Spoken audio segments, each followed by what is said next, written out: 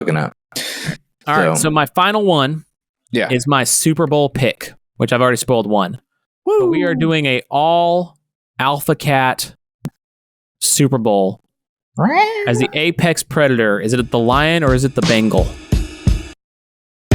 Something bad is about to happen to me. I don't know what, but I feel it coming. Wait, the NFL's back. Let's go. Preseason got through. Week 1 of that. No major super injuries. There's some the Vikings quarterback rookie got hurt. They weren't winning the Super Bowl this year, so there wasn't any breathtaking injuries yet. There's always one. Yeah, there is always one. They definitely went down in the power rankings after that. So, they got Darnold now? Yeah, we'll see if Sam Darnold's got anything. If you can't do it with Justin Jefferson and, because you can't blame him for sucking with the Jets. Yeah. And you can't blame him for sucking with the Panthers. So, but if he just sucks with the Vikings and Justin Jefferson, then sorry, dude. There's no hope for you. I was looking at the power rankings a minute ago. The Panthers are dead last. Oh, yeah. They were awful last year. Yeah, I mean, they should have held on to Baker or something. I don't know. Well, remember, they had the number 1 pick 2 years ago. Or they traded, with the Bears for the number 1 pick. And they traded DJ Moore in their first to get Bryce Young. And then Bryce Young wasn't great, but they also didn't have anybody around him. Right. So you have a rookie quarterback with no talent around him, you're going to do bad. If you're the Texans and you have a rookie quarterback with 3 good receivers or a couple good receivers around him last year, he has a shot to actually do something. So they did not set him up for success. Now they're trying better this year. Gotcha. So we'll see. I think is this our first week covering NFL on the pod? It is. We were post Super Bowl. Yeah, we had the Super Bowl right there at the beginning. But this is the first. We're gonna get our first season under our belt. So let's go. In that vein, what are some of your? Let's ping pong this. We talked about it. Mm-hmm. Since you love ping pong, you're so good at it. It's your Olympic sport of choice. It is. What's some of your favorite NFL storylines? A couple of them coming up. Yes. Go one by one. Okay, so the first one I got was, I think the obvious one is the three-peat. Yeah. So will the Chiefs three-peat? And so I looked around the league at other teams that tried to three-peat. Sorry, just in the NFL, because it's never happened in the NFL. It's happened in basketball, baseball, hockey, etc. So I read this article about kind of breaking down what went wrong with the different teams. So the first back-to-back team was the 66-67 Packers. Right. And they'd won the NFL title the year before, so they kind of three-peated, but it doesn't count. The big thing there, Vince Lombardi resigned as head coach to become general manager. So, yeah. Without Lombardi, they did not. In the third year? Yeah, in that third year, Lombardi had resigned. So that one didn't work out. So then in 72-73, the Dolphins won back-to-back, including the undefeated season. And so why couldn't they win 3 in a row? So this is the one that I thought was interesting, partially because of the World Football League. There's a startup football league that took their best receiver and one of their star defenders. It's like if Travis Kelce and Chris Jones for the Chiefs announced they were signing with a new league right before the season started. And then they also had some injuries.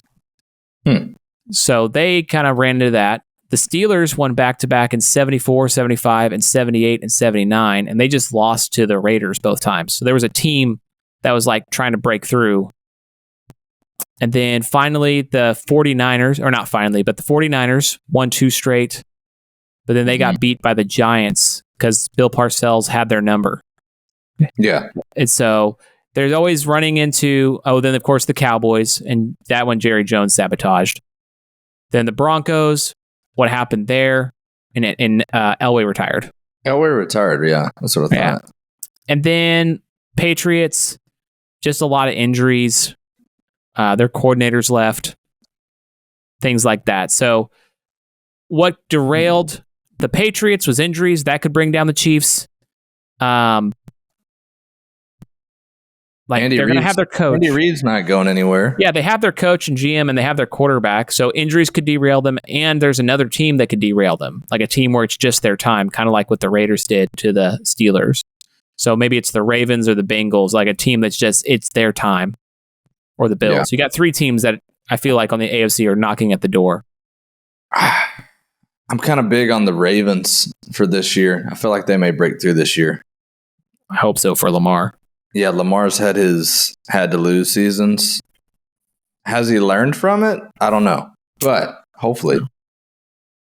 I like that. Yeah, I think it's really hard to three-peat. I mean, we talked about this. I think we talked about this in our first episode. The last team to three-peat was the Lakers in any like major sport, which that's been since what, 2000, 2001? Oh, yeah, it's been a minute, hasn't it? It's been almost 23 years, 23, 24 years. So it's pretty rare. I think it'll be cool to see. If any team can do it, they can do it because they're kind of like the present day Patriots with Mahomes and they got that Worthy kid. I'm big on him. Oh, yeah, he's fast. So he runs like a 4.2. Travis Kelce. Speed with Mahomes. They've got like 4 tight ends now. So yeah, no telling. Interesting. Great coach, too. All right, so what's your thought? What's your next storyline? Number 2. My first one is, and I haven't fully finished my theory. I think Penix Jr. is going to somehow take the starting position in Atlanta. Okay. And I haven't decided if it's going to be, I don't think it's going to be an injury thing. I think it's going to be a locker room thing. And I feel like the city of Atlanta is due another mobile left-handed quarterback. Ron Mexico. It's going to fit. Yeah. So that's my big take there. I feel like the rest of their team is pretty solid. They've got some weapons on offense. They just added a DB today. His name is leaving me right now. Yeah, I was reading about that. They've been stacking up their defense all offseason. I think Penix Jr. is going to take the starting role. I think it may be 7 to 8 games into the year. It's kind of got an Eli Manning, Kurt Warner feel to it. So I know Justin Simmons, by the way, is the one they signed, the 2-time Pro Bowler. Yeah. The contracts, from a contractual money standpoint, it makes 0 sense, but I don't know, man. I've just got a weird feeling about that. So that's my take. Let's go. Penix Jr. becomes a starter. They get into the playoffs. They may win a game or 2. And the city of Atlanta is going to be bumping. That's my first take. Bumping. Alrighty. So my second take is the Dallas Cowboys are going to implode this year. Woo! This is the last dance with the Cowboys as we know them. They'll re-sign Lamb, I think. So I don't think, but I think this will be the last year of McCarthy and Dak, and I think they're going to reset the franchise after this. I don't think Jerry ever believed in Dak, which is weird because he believed in he believed in Romo. Yeah. Even though like Dak is statistically basically the same as Romo, except he's won a couple. Like I think he's won more playoff games than Romo did. So somehow Jerry loved Romo but hates Dak. And you can always tell he hates Dak because he always waits to sign him. Go ahead. I was just going to give you my quick view on that. I remember thinking about that his rookie year. They still thought Romo had a couple years left in the tank. That's why Dak was like a 4th, 5th round draft pick. You know, he was going to be 2nd or 3rd on the depth chart. They built Romo, you know. He played in the preseason. He played multiple years. You know, he's kind of in the organization. But that was, I don't know. It just kind of, he hopped into the role. It's like, he's our guy now. He had a good first year. He went 9-1, and then him and Zeke almost won the Super Bowl as rookies. Yeah, and I think that's the part where I think Jerry thinks that they would have won a Super Bowl with Romo, but you couldn't bench Dak after going 13-3.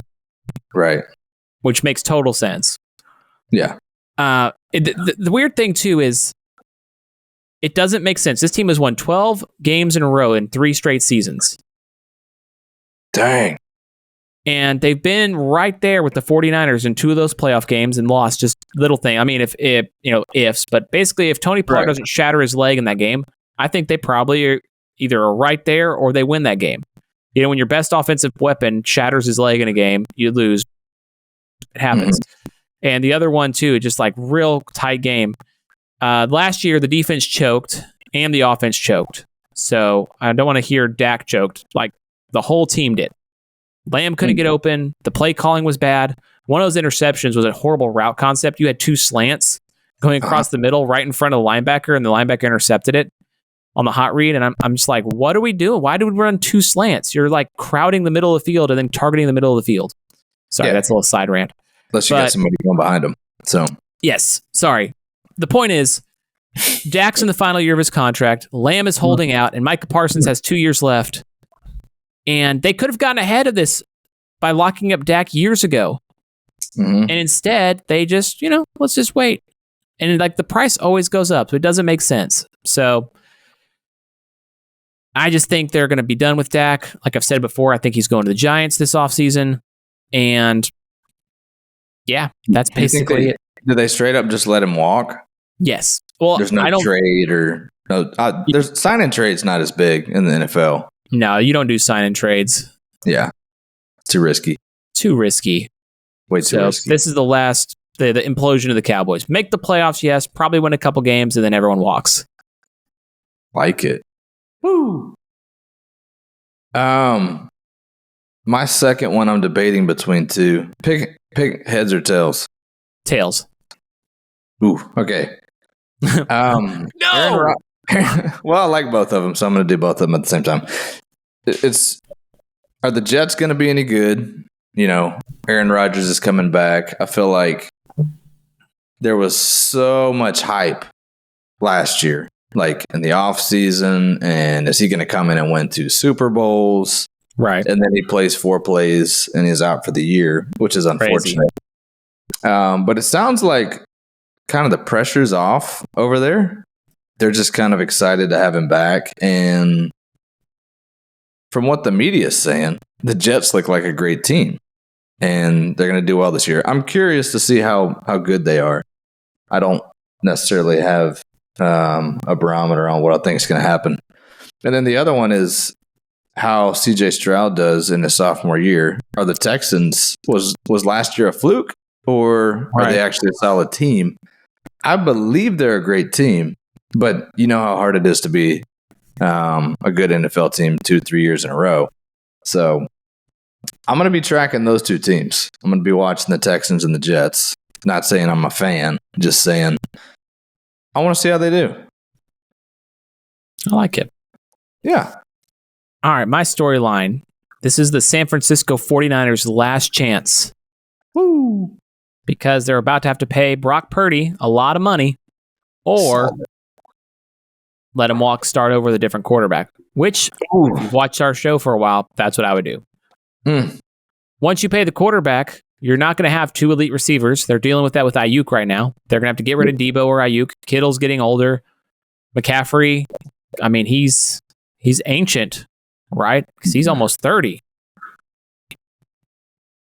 That was a joke for anyone, But but the amount of carries he got the last couple of years, the amount of touches is insane.